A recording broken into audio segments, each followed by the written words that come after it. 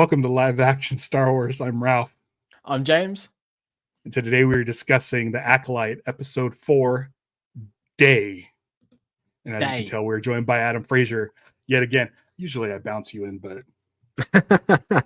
Hey, what's up, Everyone, guys? people know Adam. How you doing? How you doing? I'm good. How are you? Great. Good. Adam, originally we had you scheduled for last week for Episode 3. Yep. You had gotten screeners and said you wanted to come on for 4. Yep. I mean, we could have taken you both days.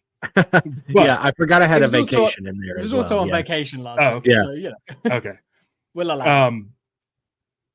So, I mean, are you like, what are your thoughts on coming in for Episode 4 as opposed to 3? Where do you feel? How do you feel right now? 4 episodes into the Acolyte. I'm really enjoying it. I'm kind of relieved I'm here for 4 instead of 3. Not because I didn't like 3. I loved Episode 3. I got attacked on Twitter by the piss babies. Minox. Yeah, we call them Minox. The Minox. Which I feel bad because there's like a podcast out there called Minox something. Oh And I'm yeah. like, oh, Those Sorry, we poor don't mean you souls. guys. I'm sure you're nice. Yeah. So little relieved that I wasn't covering that one, I guess. But yeah, I did get the screeners and I binged them all in one sitting, and so everything kind of ran together. And then of course they expired, and so ever since then I've sort of been trying to piece them together in my head, kind of what was what. So it's been great to been able to revisit them and kind of remember all the finer details of what exactly has gone down here. But I knew after that night of watching them all back to back after Kelnaka died, I was like, oh man, the fan base is going to be really mad. Yeah, they're going to love Basil, but they're going to be really upset about this. So it's a bit of a trade-off, I guess. So you saying that you were getting attacked on Twitter and everything for it? It's like, I mean, that's just what that place has become. It seems like no matter what you say, that's sort of what it's just become. Yeah. I noticed I was scrolling through Reddit today, and Claire Kichel, is it? I don't know the pronunciation of that. One of the writers of this episode was on Twitter and was replying to people. Wow. I was like, well, that's just brave of you to do that at this point in time, because that just seems like a real weird thing. And one of the questions, like someone mentioned, was like, it just says, and we never got a chance to see the Wookiee Jedi fight. Shame on you. And her response was, unfortunately, not everything gets to be included for budget and story reasons. We had an early draft that showed his fight and death scene, but ultimately broke the POV of the episode in a way that I think it wouldn't have worked as well. So it's one of those things that's like, she's addressed it straight off the bat, and I think that's really cool to sort of like get on top of that thing before rumor mills start and people start being douches. Yeah. Not that it'll stop them or anything, but I just thought it was cool. There seems to be some shots in the not in reference to his death scene, but there's shots in the trailers of that flashback sequence that looks like Kelnaka fighting. So there's definitely it seems more. like we're going to get that flashback from another point of view and at least see him in action, you know, in that regard. So it's in the same way that we lost Carrie-Anne Moss at the beginning of the season, and we saw her plenty last week. I think we're going to get more of all of those guys for another episode. After watching this episode, I was thinking about it, and I I've written down like what I think the episode structure is going to be. We've got half of it already, but I've even titled the episodes where I think that they could go with it, and I really think that it will be episode 6. We're going to get another flashback episode, and it'll be from May's point of view. I think we're going to get almost the same stuff, but from May's point of view with other scenes from the Jedi and stuff. So yeah, that sounds right. We'll see. Yeah. So what did you guys think of this episode? I loved it. Yeah, I loved it. How are you feeling in general about the show? Great. Really, really great.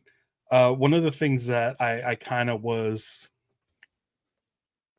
sort of anxious about going into it was hearing all the High Republic discourse and being like, oh, that's so and so, and getting explained like all this stuff. Little teeny tiny bit from Stevie concerning what is it, Vern? Yeah, Vern. Vanessa Learned from the Ernest movies. Yeah, that's correct. Apparently is like way different than in the books. What I was watching Alex on Star Wars Explained this morning to do his recap, him saying the same thing and hearing Stevie say, he's right. That's not my Vern. No, see, I don't mind it.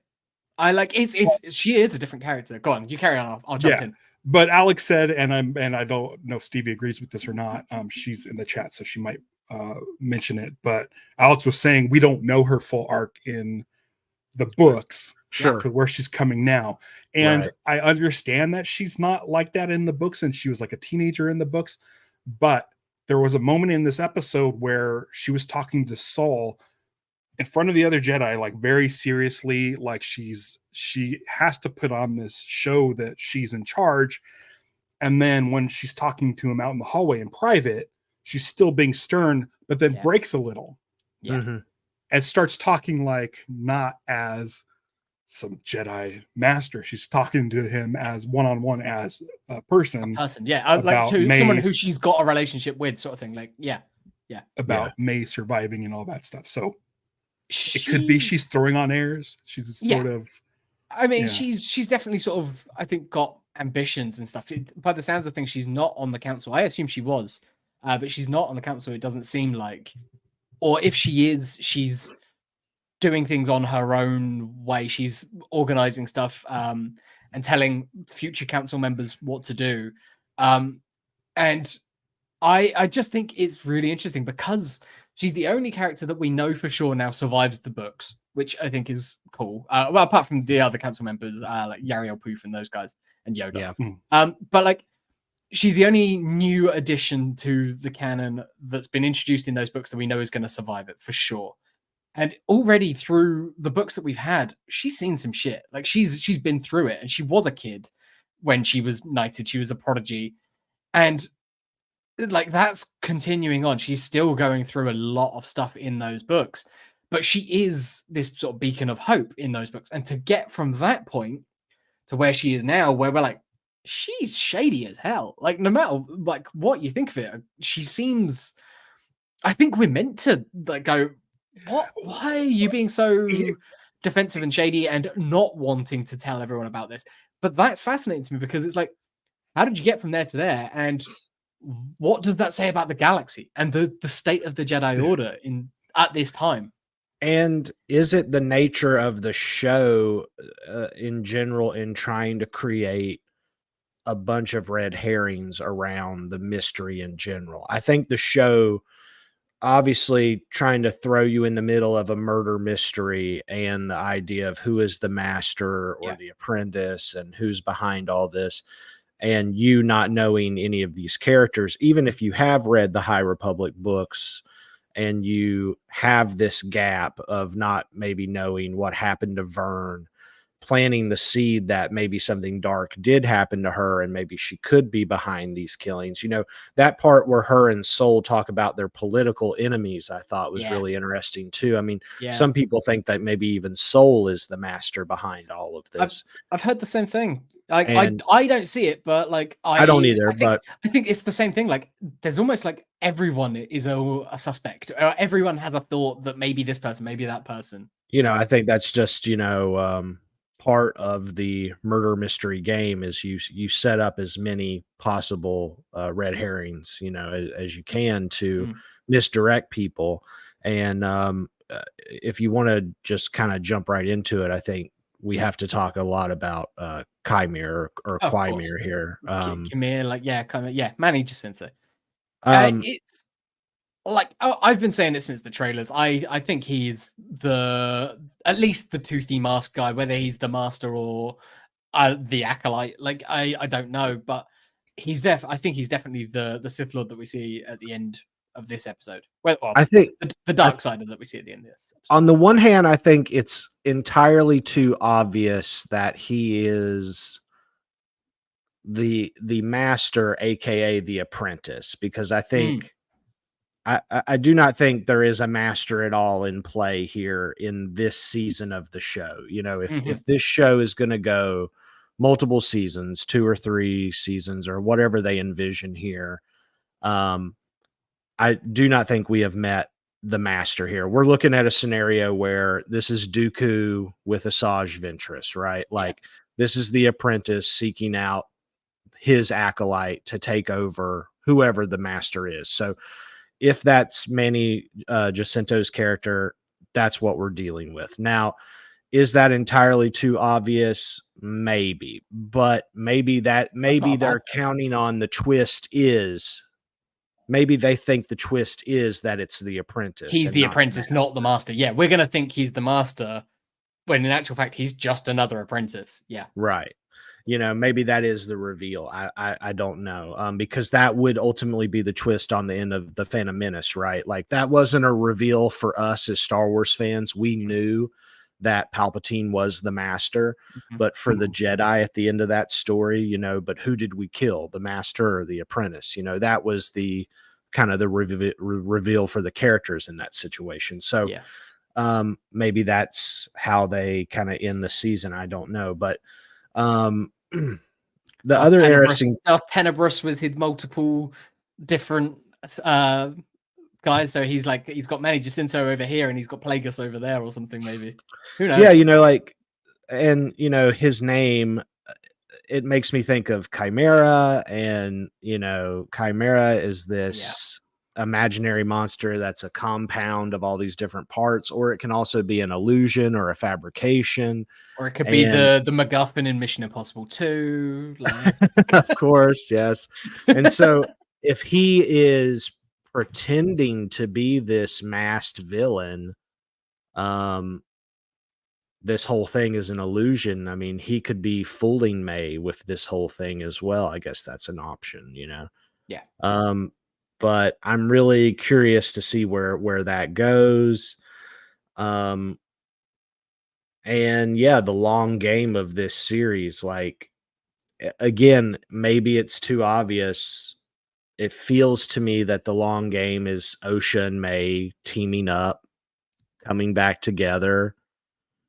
And then we do learn who the master is. It's got to be Plagueis. I don't know what we're doing here if it's not, 100 years out from Phantom Menace. Feels about right, doesn't it? Yeah. I mean, if this show doesn't end with Plagueis revealing himself and we have a young Palpatine stepping in as his apprentice, like, I don't know what we're doing here. Or even apprentice, or even Palpatine killing Plagueis. You know what I mean? Like, we've already down the line show, like multiple seasons in. Yeah. I mean, I could see a reveal this season, potentially at the end of this season, where we get the reveal that Manny isn't the master, but that he's either reporting to another master, or like a Plagueis character comes in and just like, you're nothing, like you're the weaker one, like I'm the real princess. The key here is, I believe we were told the premise of this show, or the way this show was sold to us, is that for the first time we were going to see this story told from the dark side's point of view. Yeah. And to me, really, 4 episodes in, that has not been the case. We do have dark side characters, but really this has been a Jedi story. Mm-hmm. And unless this story becomes the tale of dark side users betraying each other in the quest of power, then that's not what this show is, right? But if this show becomes dark side users constantly stabbing each other in the back to replace each other, then that makes sense to me. And so it's in their nature. It's what they do, sort of thing. And so if Vernestra and these people ultimately are being killed, and because they're learning secrets and being wiped out, then that makes sense to me. But I'm getting way ahead of myself here. But no, it's good. It's good. I like the theorizing. I could see it definitely going that way. I agree. I just, going back to last week, like, the thoughts that I had immediately of, and not to take anything away from the new characters, so like Mother Anastasia and stuff like that, but a lot of the dialogue that was being dropped there of like, what are the Jedi going to do when they find out how you created them? Yeah. You know, Yeah. and obviously that's suggesting that she created them with the Force, but that's not saying that she did it alone. You know, there's also a reference there that mentions that they were exiled. So these witches were exiled from another coven, another group. And so were they exiled for meddling in the dark arts? Did they make some sort of pact with a Plagueis, with a dark, you know, were with they a being Sith manipulated Lord? the whole time as well? Like, yeah, Absolutely. You know, yeah.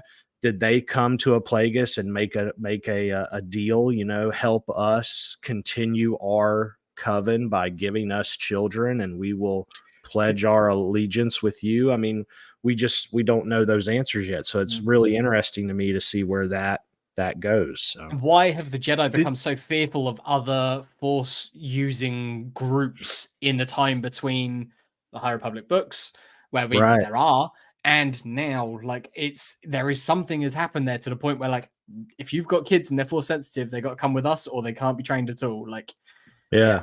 And Vernestra immediately senses that shift in balance of the Force, which is exactly what we're talking about when we get to Revenge of the Sith. And, you know, I mean, it seems to be foreshadowing that as well. So it's on a knife point, and this is it tipping. Yeah. Is it something where someone like Plagueis, who was, you know, doing things with like cheating death and life and creating life? I know there's some stuff in Legends about that Plagueis like being part of creating Anakin and stuff. Could that have happened with the witches, where they created one baby, and as a safety measure, the mom split the cells? Yeah, because no one person should be that powerful.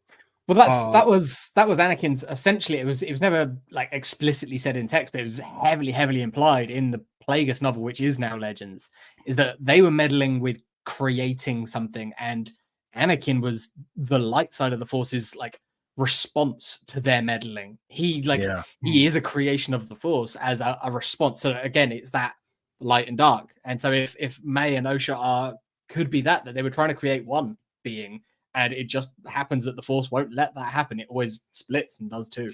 Powerful light, powerful dark. Yeah, it's an interesting thing. Yeah, and it was interesting too to see when episode 4 opens and we see Kelnaka, that he has those symbols of the witches kind of drawn on his house, and like kind of like obviously feeling sorry, feeling some sort of tribute. What were those 3 Jedi doing when Sol was trying to rescue the girls? Because he was trying to rescue them both, I think. Like he managed to rescue Osha, but he was trying to rescue them both. And what were those 3 up to in that time that has caused them this trauma? Like all 3 of them are suffering like crazy amounts of trauma, and they're dealing with it differently. We've got to see it. I'm sure that we're going to see it.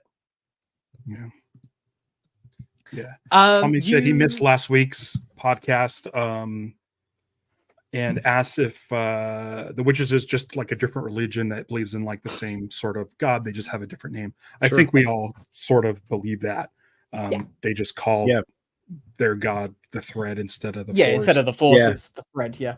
You know, if you watched Ahsoka, the Night Sisters in Ahsoka are also witches that use the Force, and these witches they're a different coven, but they speak about the Force in a similar way. They talk about the thread of destiny or fate or what have you, and how they can manipulate it like the Force. In the lead up to The Force Awakens, there's actually a lot of kind of books and reading around different Force users. There was like the Church of the Force, if you remember. It's what Luke was up to, wasn't he? Yeah, Luke was sort of basically on his quest after Return of the Jedi, like learning whatever he could about the Force, because he didn't really get much instruction. And even, you know, if you look at Rogue One and you have Donnie Yen's character, you know, those guys were guardians of the Wills who weren't necessarily Jedi, but they believed in the Force. And Jedha itself was like the center of all Force users. It was like the convocation was there. That's all in High Republic books.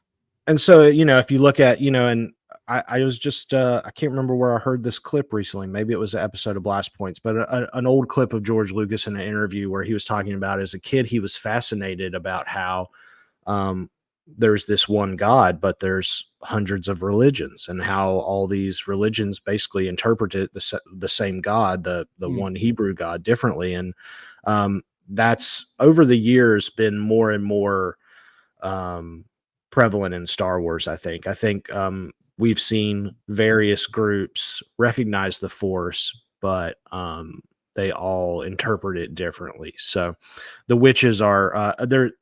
Which Ewok movie is it has the witch in it? I can't remember. One, Battle for Endor. The second one. Okay, yeah.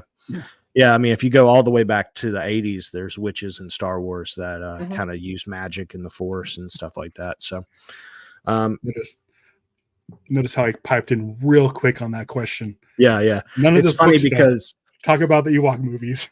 It's funny because Basil reminded me of something from the Ewok movies as well. Like he just seemed like that type of character, but that's great. That's fine. As a kid, I had those just taped on VHS, and I just watched them all out of order, and I never could keep up with which one was which. They just Wicket talks in this one, he doesn't talk in this one. I don't know. So the family's alive in one and dead in the other.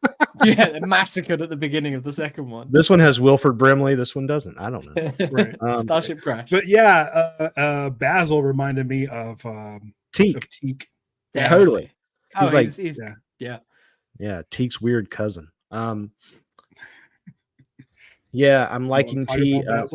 I'm liking Basil. I'm liking Yord. Yord is like a weird amalgam of like Anakin and Obi-Wan to me. He's like Anakin's personality. I got some Anakin vibes in this episode. He's like Anakin's Clone Wars personality with Obi-Wan's like teacher's pet mentality to me. Yeah, he's a real stick in the mud, but like it's one of those like I really do think you mean well, but like, dude, come on, have a little bit of chill. Like, he's your friend. Like, just be nice. Don't be. listening to him do that briefing, I was like, this is great. I like this character. He's so all in on being a Jedi. I think, which is good if his arc means him having to break the code to do something, some sort of selfless act or do something, And like, where's his Padawan? His Padawan doesn't come on these missions. We saw her at the beginning, and then she's just like left at the temple, I guess now. Yeah. He's the exact kind of guy that you could see Qui-Gon in a meeting just leaned against the wall with his arms crossed, like rolling his eyes every time he talks. Like, oh man, this guy. Yeah. But I think that's what the Jedi are becoming, are more people like Yord. He's representative of what the Jedi are becoming, to the point where like it takes a Qui-Gon and a Dooku, even when he was still a Jedi, like to like butt up against it. And I think it's really indicative that he's like the most recently knighted person that we see in this show. When you get someone like Osha, who we know left the Order, but still this episode feels like she's really, really striving for that acceptance. Like I think she left because like she felt like butted up I'm against. not fired. I quit. Totally. Like she was never accepted because no one other than Sol wanted her to be in there, and. It's that same thing with Anakin, and we always say it about Mace Windu, how like he was so antagonistic towards Anakin, it drove Anakin to the dark side, or is at least an element in driving Anakin to the dark side. But I think May saw that and went, "Fuck this, I'm out." Like, and she just bailed. Whereas in this episode, she's longing for it. I think she wants to be wanted. She wants to be wanted by the Jedi. And I got a lot of dark sidey stuff from Osha in this episode, and we're saying, like we were saying about the seeing it from the dark side point of view. I think that is going to be something that they potentially. I didn't think it the first 3 episodes, but this episode I thought they could be flipping these two. It could be a double heel turn, or a double turn, like Brett and Stone Cold at WrestleMania 13. Like it could be the double turn that we're getting. I wouldn't put it past them. Yeah, I wouldn't put it past them, and that way, like. We are getting it from the dark side point of view. We've just didn't realize it. True. Yeah. Stevie says Osha seemed very hopeful that Saul was going to ask her to rejoin. I do there's a couple of things. First of all, I love the Jedi Temple stuff because it's like through sound design and through visuals, it's like more of a bustling. It's busy. Sort of that hub. dock was busy, and it wasn't all just Jedi there. There's like spacemen and aliens that are in like casual clothes. Like I like that. I'm like, oh, that's really cool. Whereas opposed to like episode 1, where it's like, just Jedi. Yeah, like no one else is welcome. How closed off they've become. The temple guards. Yeah. But then, the thing with Osha, she seems so happy to be accepted by more than just Saul. She gets to go on this mission, which she knows means that he got permission to do it. She does say she doesn't want to wear the civilian garb, civilian robes. She's like, and it's just like it just feels like beneath her. I very much enjoyed that aspect. It's like of putting on her high vis to just be like, I'm out of place. Like it definitely, because even if she just wore her normal, whatever she wears, her normal outfits with the jacket and stuff, at least she would feel like her. But she knows wearing this thing, this tunic, like the Jedi, I stick out. Like every Jedi here who doesn't know me will now know that I'm just like, not important to this mission, because Basil is wearing like the same thing. Like he's only there to be a tracker. Another thing I really like, he's a hired contractor. Another thing I liked, it mirrors episode 2 and Anakin, when they talk about Anakin using Padme as bait. And in this episode, Vern and Soul talking about Osha, and he's like, I have something that she wants, and we all know that they're talking about Osha being bait to get May. And I like that when Saul approached Osha about going to get May, she realizes, oh, you need me kind of as bait. So I like that. May realizes that with Kamir as well. I think like it's they're both clocking it. They're both clocking that they're being manipulated by both sides. And that's these themes. It's these themes of Jedi using people as bait to get what they want, to flesh out bad guys, which isn't good. Wow. Now we've stumbled onto something. Now we've stumbled onto something very interesting, because on the one hand, we have Osha potentially being, if we want to use the word, used by the Jedi. We have May potentially being used by the Sith. So we have these two characters that are in the middle of this, that I'm wondering if, if we're going to get this other episode that's a flashback, right, that shows the other point of view. Right. And if, let's just say, I have no knowledge of this, but let's say that Mother Anastasia is not really dead, right?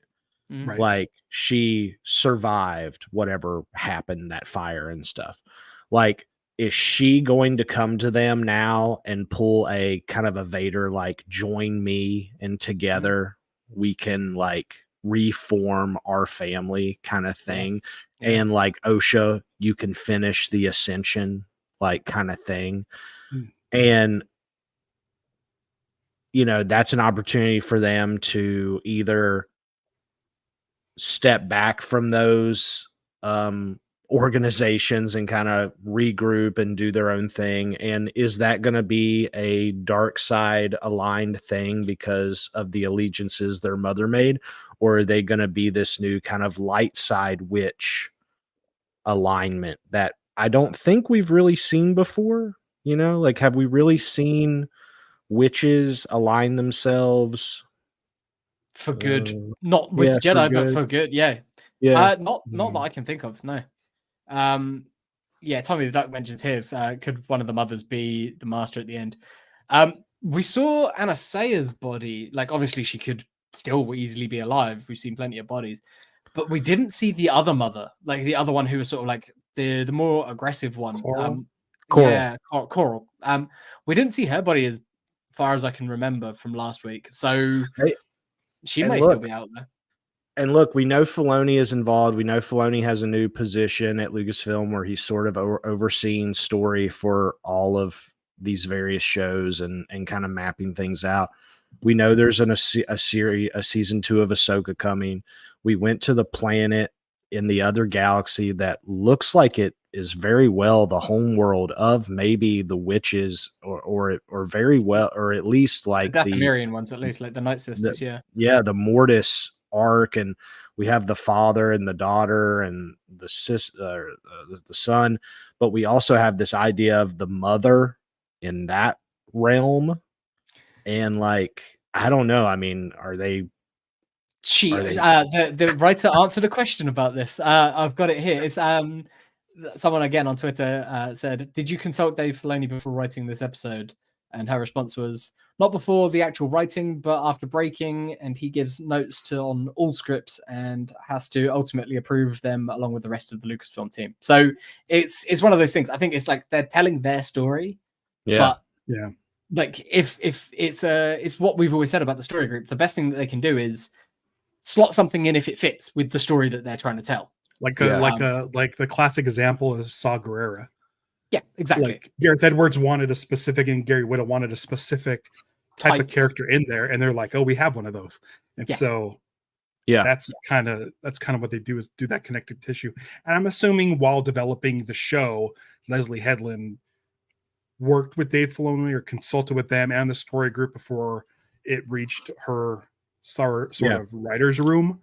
She's so also like the biggest nerd that they've had writing it. So like, 100%. Yeah, she knows her stuff. Yeah. Her she's great at the whole "it's poetry, it rhymes." I feel like there's a lot of similarities with the prequels in this, and but it doesn't hit you over the head. No. And it's nice to see the subtle things where it makes you think, how are the twins coping with this as opposed to Anakin Skywalker? Because I really feel like this is the proto Anakin Skywalker. Similar. Like, this is how it could have gone if Anakin stayed light. This is how it could have gone. Well, we know how he went going dark, but it definitely feels like two paths. I would like to see, like, because people tend to say that Anakin turned really quickly. He goes from Anakin to killing kids really fast, but there's like episode 1, episode 2, he gets denied by Mace Windu at the Jedi Council for becoming a Padawan. There's 10 years there that we didn't really see. And then he doesn't get Knight. He doesn't get Knight. He doesn't get Master. He gets on the council because of the Senate, but he doesn't get Master. So Osha's on that path as well. She's been denied because, she made it to Padawan. She got denied Knight, but she says it feels like Soul very much did Soul very much did the Qui-Gon thing of like, I'm training you no matter what they say. Fuck them. Like, I'm going to do this. Well, here's the thing though. Like, Osha said that she left the Order. Yeah. She said she did it on her own account, but she also accepted the Jedi Order on her own account, even though Saul was very, very persuasive. Mm-hmm. So it could have been a thing where he was like, "Hey, they're not going to let you do it. So maybe you want to, get ahead of them and leave on your own accord, so you can leave with your head up, knowing that you got to make the decision." But maybe it's still what she wants. You can tell it's still what she wants. It's also very interesting too that we're saving Soul for last year. We don't really know what Soul has done because, all we know is that Osha told him that it wasn't his fault, and he says, "I have made peace with what happened," and so we really don't know what all went down there. All we know is that, interestingly enough, of those 4 Jedi, the only one that did not go into exile was him. Yeah. He went back to training. He doesn't seem like he's going through as much trauma as the others, for sure. The other interesting thing I wanted to point out about Soul is that I think it's cool that when they, and this is this is episode 3 again, but it's just been on my mind. When Mother sends the Osha to do the testing and they're lying, he lies back to them when they're doing the test. And Marissa, my wife, was kind of asking me about that, and I was like, well, that's really interesting. That's like it's its own form of balance. Like how do you handle a liar? Like you lie back to them. Like so catch them in their lie by lying back to them. Yeah. And that's like, so like Qui-Gon deals with a cheater in Watto by cheating him with the chance cube. It's the only way to bring balance to that situation is you cheat a cheater to resolve a situation. And so Soul, once again, acting like Qui-Gon, kind of lies to a liar to flatten that situation out. So even the way he holds his lightsaber in this episode, like when they're attacking those bugs, I was like, that's the Qui-Gon stance. Like they are very, very parallel characters, I think. Travis has some.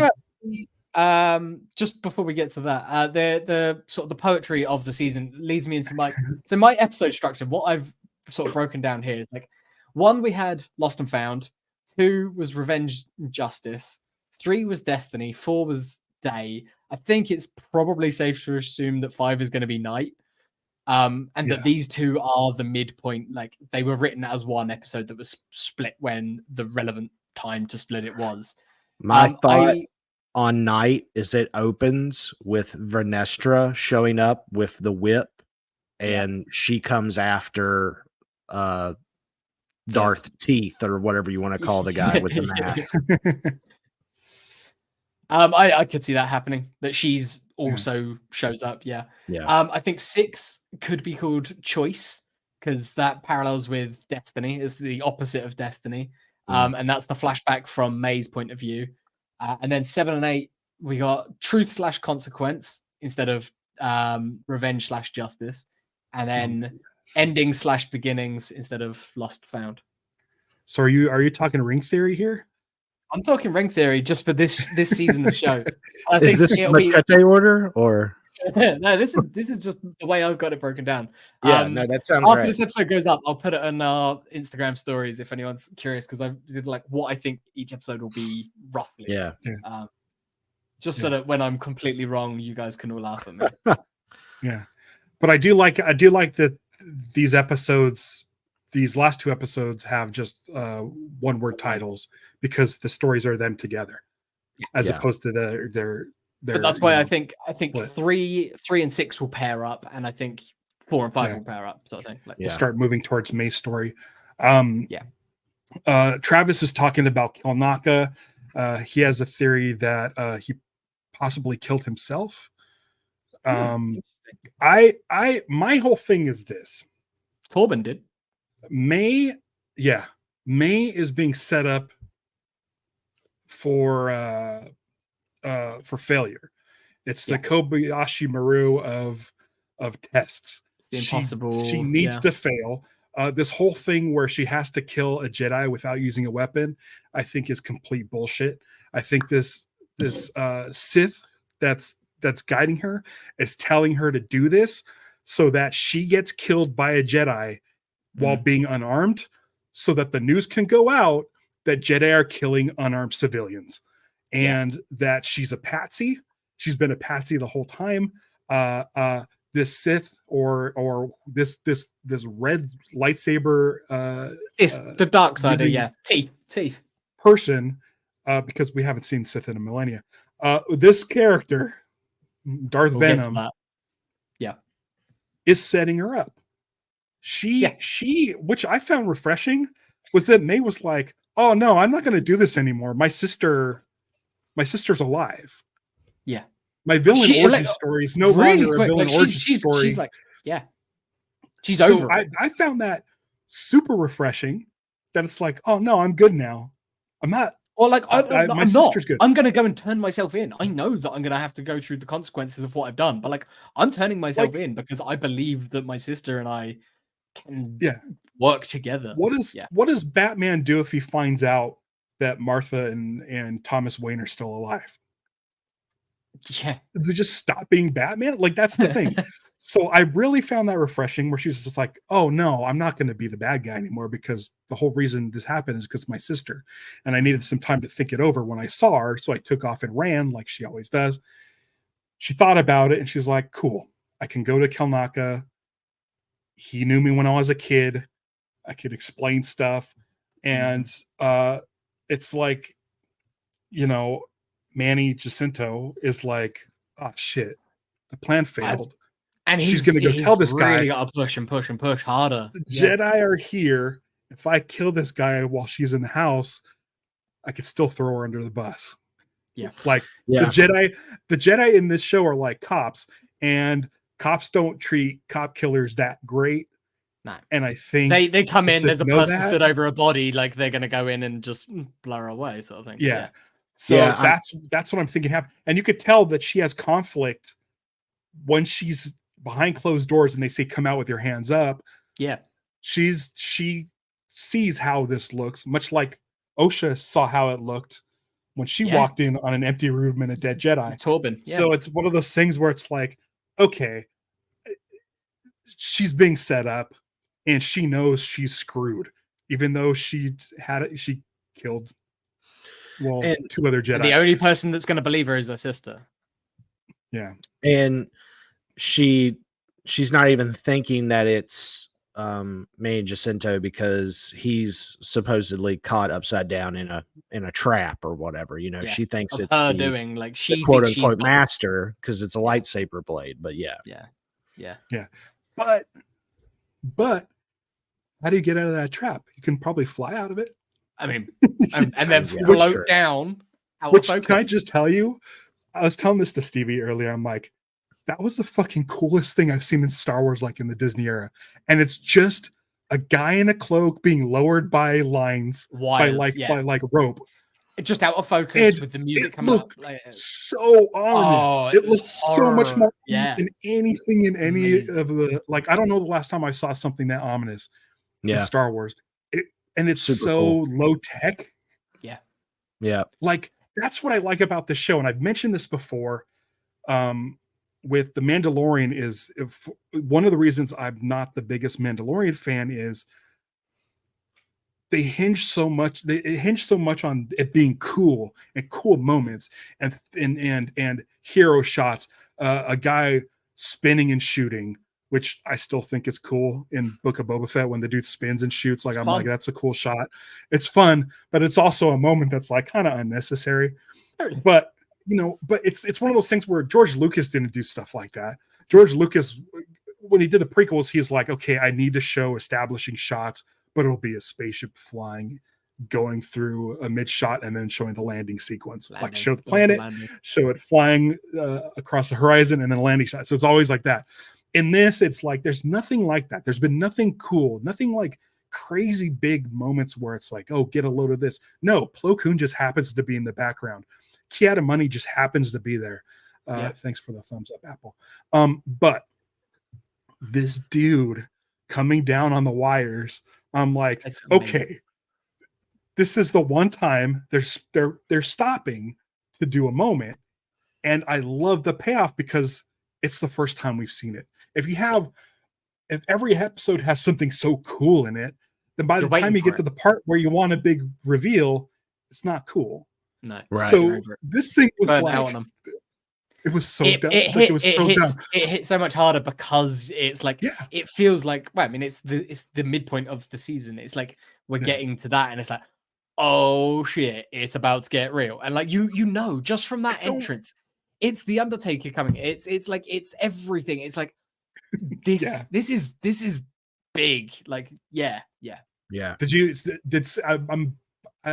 I could see somebody taking that footage and dropping in the Undertaker's walk-up music. The gong. Yeah. Because it lasted so long. And it's just happening behind. Out of focus. As the audience, it's great like because a vampire as the audience, kind of shot. It really, it really is.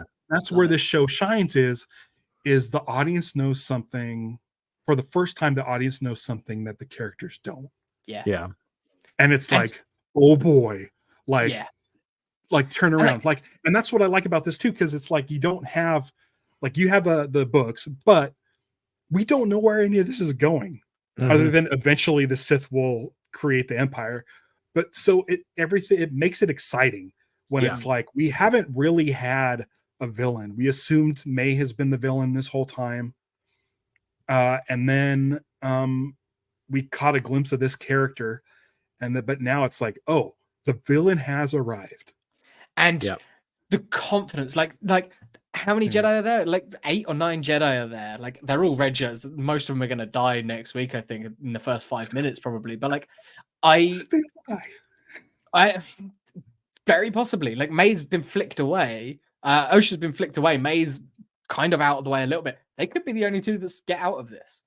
And like, he comes in, he lands, it's ominous, it's horrifying. You could end it there with bang, but it's the way that he just walks up. They're shouting at him, they're scared. And there's so many of them that the Jedi shouldn't be scared at this point, but like they are instantly scared of him.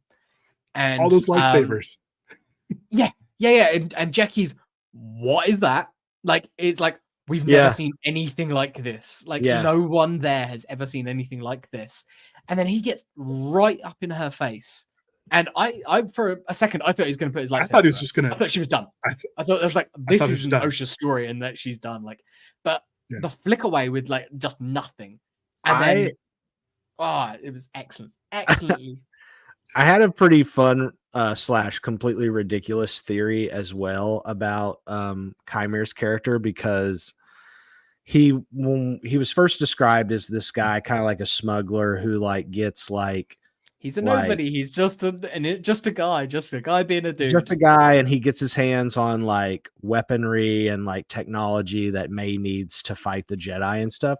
But I was thinking, like, wouldn't it be funny if he's pretending to be this Sith guy using technology? Like, he actually doesn't have the Force, but he has like these repulsor things, almost like an Iron Man. Like, yeah. And he's like using them to push everybody back and like flick stuff away. And they're going to be able to trust a comedic actor in a Star Wars ever again. And like May's like going to find out that he's just like her. He's just being used by whoever the actual master or apprentice is as well. Like, I just thought it would be another funny wrinkle added to it, that he's just a guy running around in a mask with a lightsaber. But it's a great mask. Like, I mean, everything that we've said and everything that we've seen so far this season, I feel really smart, because I feel like I called a lot of this in our trailer breakdowns, where I sort of talked about how I don't think that the titular Acolyte is going to be the main thing. I think that's going to be a pawn. I think that by the end of this season that the good guys, quote unquote, will have beaten this, but then we'll get the reveal of whatever the actual big bad is. And I still feel that we're going that way, and I'm loving the ride. It's like, it's one of those things. It's like, I don't feel like I've ruined it for myself or anything, because it's the execution has been so strong. You know, it's kind of like we talk about sometimes with pro wrestling booking. It's like, when it's done well, sometimes it's predictable, and that's okay, because it makes sense and it's going where you know it needs to go. When you're 100 years out from the Phantom Menace and you're dealing with the Sith lineage here, we know where it's going, and we know where it has to end up. And so to sort of feel things moving in the direction that you think it's going, that's a good thing. And so and we both also know, or we all know, that Dave Filoni is involved, and we know that Filoni kind of has a big goal right now, I think, and that is working towards his movie. And also paying off. I think Filoni's goal right now is connecting everything one way or another to the sequel trilogy.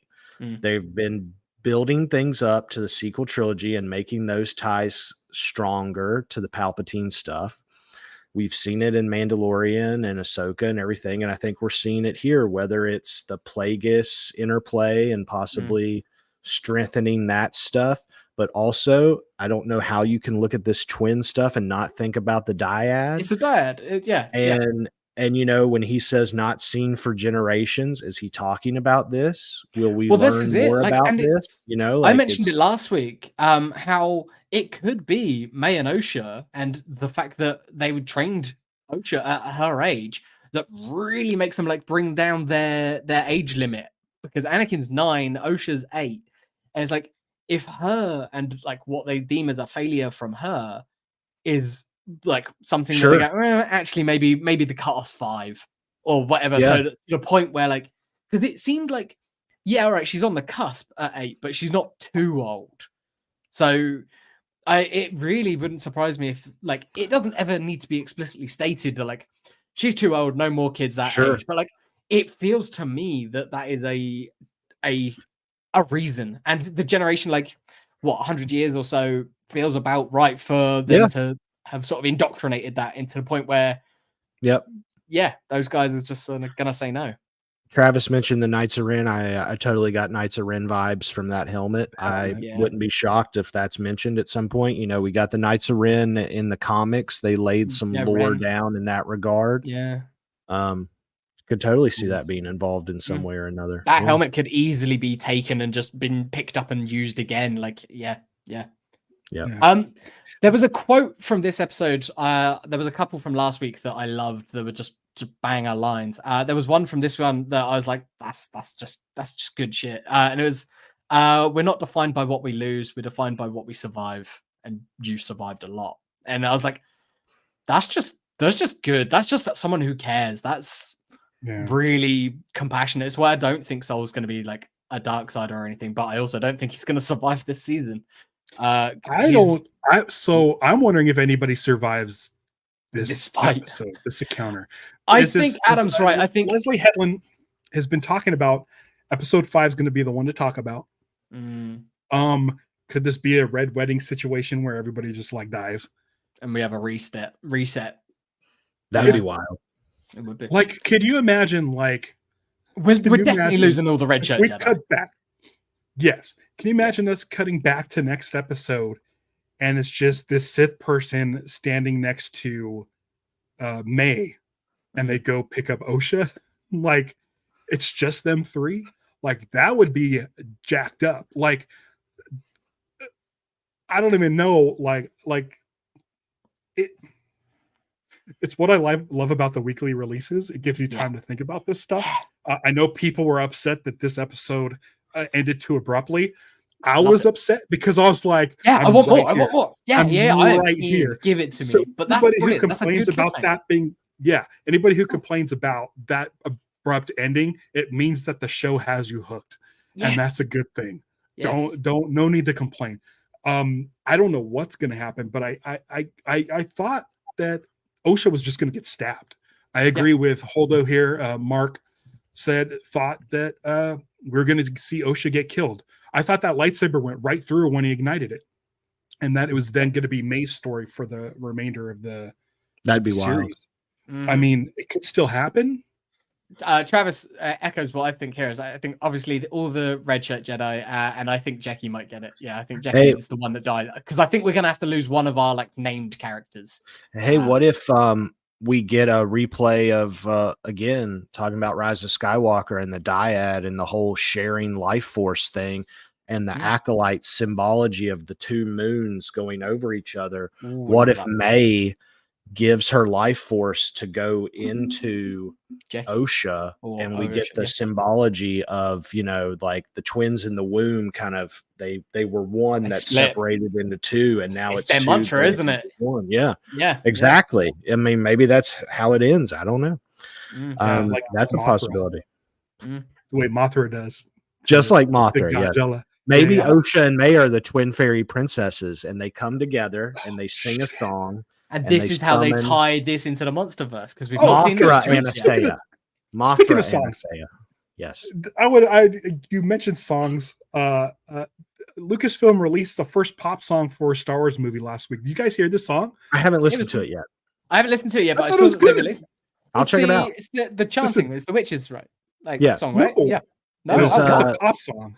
Yeah, it was on the in credits, right? Oh, okay. Yeah, I think it's in credits next week or something. Or was it in the end credits last week? I don't remember hearing it. I've not listened to it yet. But it's a full-on pop song in English. Someone can mention the name, but it's like it's something like Monet. Not Janelle Monet. No. But it's called like the 2 or 1 or the something like that. It's a full-on pop song that you would hear at the end of like a Disney movie, and it's in English or basic, and it's about the twins. Yeah. And I thought it's not the power of one, the power of two, the power of many, like the chant. Like it's not like I don't even no, it's just a full on, just a regular old pop song that you would hear at the end of any movie, like a James Bond or something. I don't know why. It's by Victoria Monet, and it's called "The Power of Two." And like I was like, oh, I kind of dig this. Like it feels like did you guys, you didn't watch Willow, James, but I'm sure Adam, you watched Willow. Yeah. Remember how it was like weird? They would just put in like pop Season songs? of the Witch, Metallica. Oh yeah, they were like needle drops, weren't they? Yeah. It's like that, but an original song. But it's actually I don't know. It's weird. Yeah. A few things before we get too far away from them. May mentions when she has Chimera up on a rope, she mentions, I'm gonna go and turn myself in, and they won't believe you. They will when I tell them what I know. And what does she know? I'm really curious. She's got some information, right? And I think if Chimera gets out of this fight, if we're assuming that it's him in this fight now, I think he's going to escape, and I think he's going to take one of the twins. But I think he also might be there to try and kill May so that she can't reveal some secrets. I think at this point he's like, well, May's a failure. Her usefulness, yeah. She's outlived it. We need to get rid of her before she exposes some things, and maybe take Osha in the process. That's why I think she's probably going to be knocked out at the beginning of this one.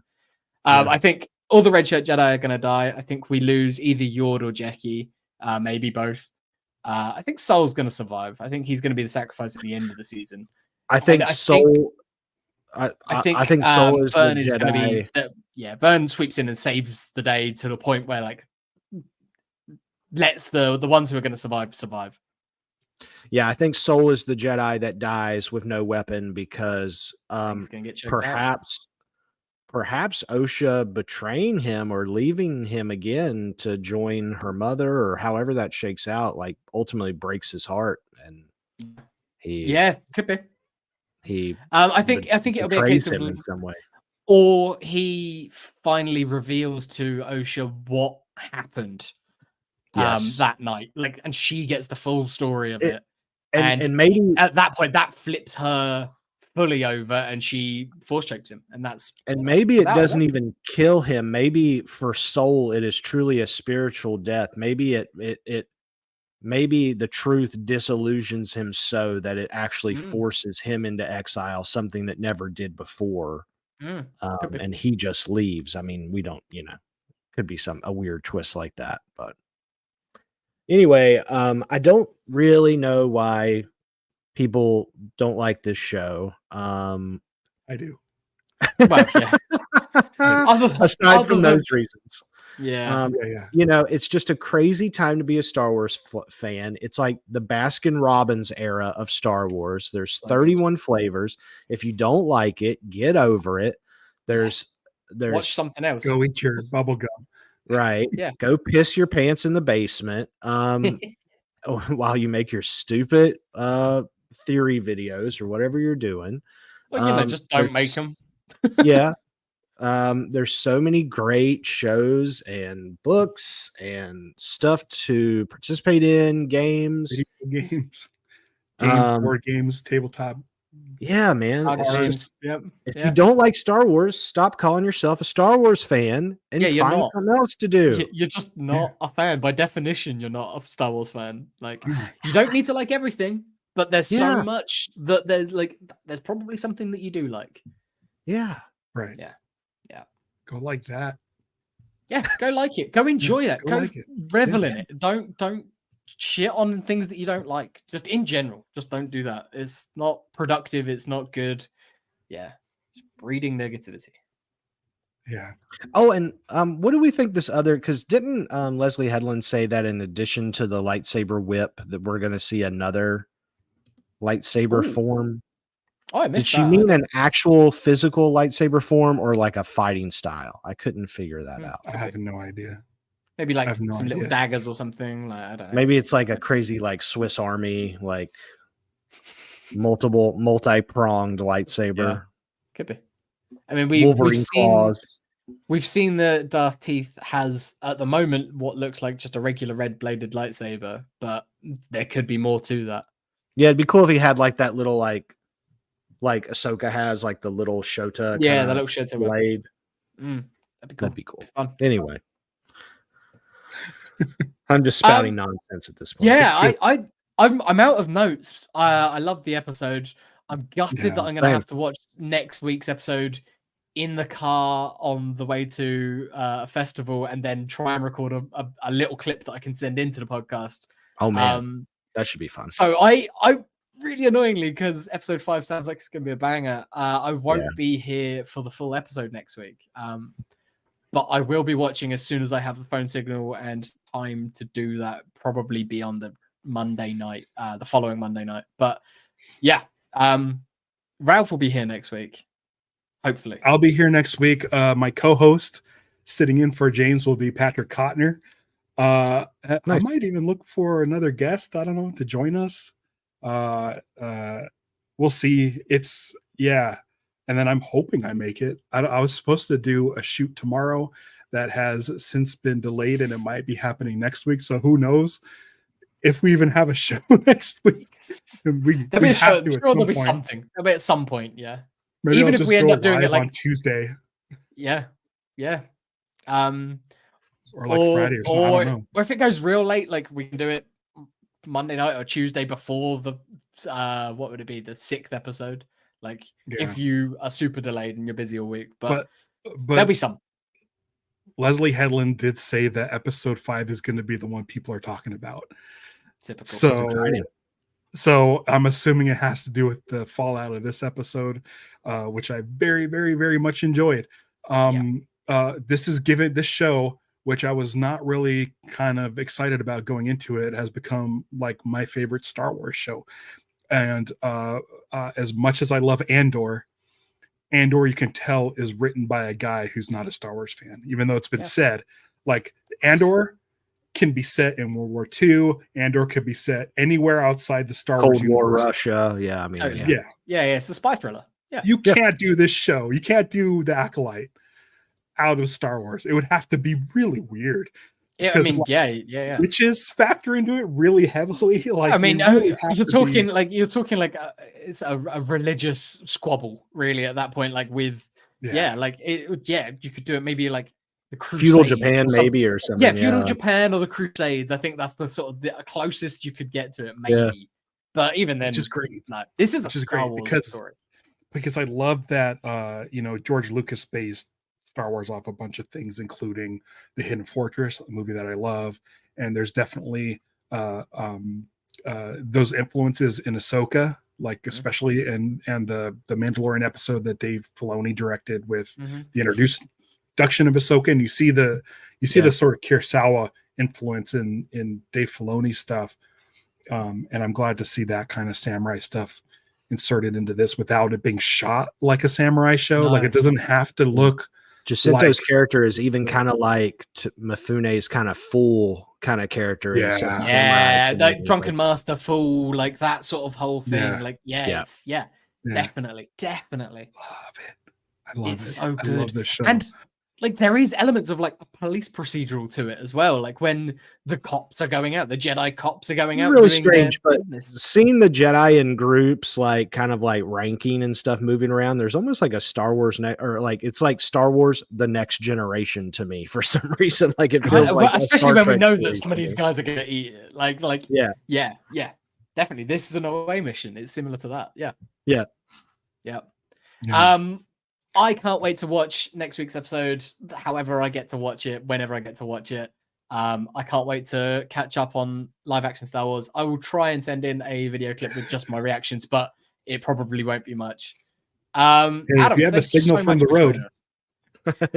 There'll be something. There'll be something. When I get to the festival, there won't be any signal, but if I can do something before I get there, maybe in a Tesco's car park on the way. Yeah. Yeah, well, thanks for having me, guys. Always a pleasure to talk Star Wars with you. Yeah, anything you want to plug?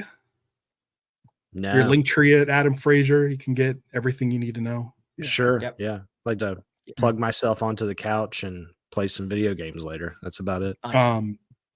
A real quick There is a holdo maneuver tonight, I believe. I don't know if it's live tonight. Mark can probably answer that. His guest is going to be Chris from Shiny Plastic People. Awesome. They're recording that tonight, but before Chris records that, he's joining me on I have a new show. It's finally happened. It was going to happen eventually, wasn't it? This one was putting other things set aside. Well, every Wednesday night, Stevie has ukulele class, and I kind of sit here and I'll do an unboxing for Cue the Music and stuff. But it's kind of like that's getting stale to me, and so I'm doing a Green Lantern show. Chris is going to be joining me. I'm opening up a Sinestro action figure, which I'm excited about, and we're going to talk about it for like a half hour live. It's at Lanterns Live. If you want to hear me talk about Green Lantern, you'll know why I have that guy there. So yeah, check out the holdo maneuver. Check out Lanterns Live. Gonna have any tacos coming up? We are going to try and get one done. There's going to be try and do an episode before we go. We are planning to eat some tacos on Friday or Saturday. And I've seen a list of all the food vendors at Glastonbury, and there is tacos. And so I don't check know. Out top 10 tacos. That's great. There might be again, like, fuck it. I'm going to tease it here. I've built us a Patreon page for top 10 tacos. I'm going to announce it on the next episode. Yeah. And so, but as bonus content, we'll probably put the first one up for free. But like as bonus content, we might do some like other taco places, like and do little video shorts of just us chatting about tacos for a few minutes. And if we can do that while drinking, I mean, yes, and yeah, if we can do that in a field with some music playing behind us and a margarita in one hand and a taco in the other hand, we've got Ed there to film it. So yeah. Great. We're going to try and do something. We'll do something. Right. I cannot attest to being sober for it. Nice. You'll have fun editing that. I will not be editing that. I will just be going up as a bonus episode. All right. I think that's it. Yeah. That's going to do it. Adam, again, thanks for joining us. Ralph, I will see you in a couple of weeks' time. And everybody else, don't give in to hate. Celebrate the love. Punch it.